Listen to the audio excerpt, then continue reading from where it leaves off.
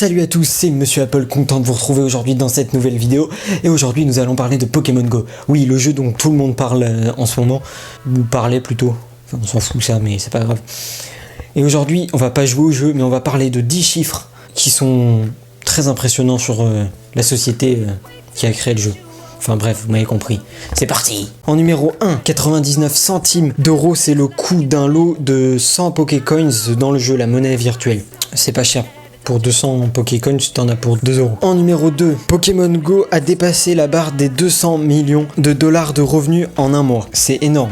200, c'est une entreprise de cette taille, c'est énorme. Numéro 4, un joueur passe en moyenne 43 minutes sur le jeu. Oui, parce qu'il y en a qui peuvent passer plus de temps, comme 2 heures, ou beaucoup moins, comme 10 minutes par exemple. Numéro 5, 4 chiffres à vous donner. Qui gagne combien dans toute cette magouille ? C'est très simple, 10% reviennent à Nintendo, 30% à la société Niantic qui a développé le jeu, 30% à la compagnie The Pokémon Company, et 30% reviennent à Apple et Google, ceux qui commercialisent le jeu. Voilà, c'est pas compliqué.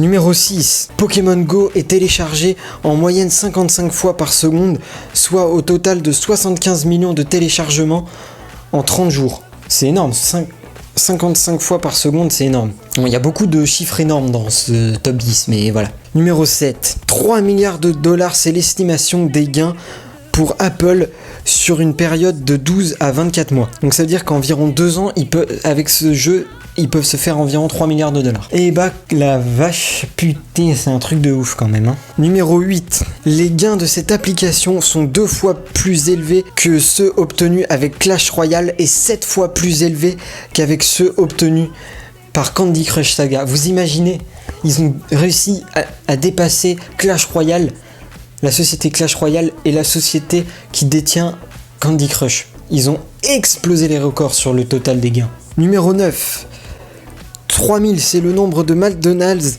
au Japon ayant conclu un partenariat financier avec la société Niantic pour faire de ces restaurants des Pokéstop.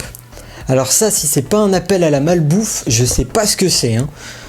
Je sais pas ce que c'est. Numéro 10, Niantic, la société emploie environ 50 salariés et aujourd'hui valorisée à 3 milliards de dollars.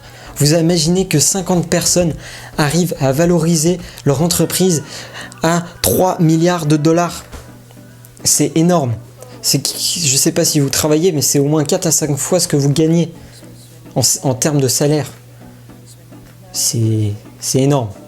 Voilà, j'espère que cette vidéo vous aura plu, elle est maintenant terminée.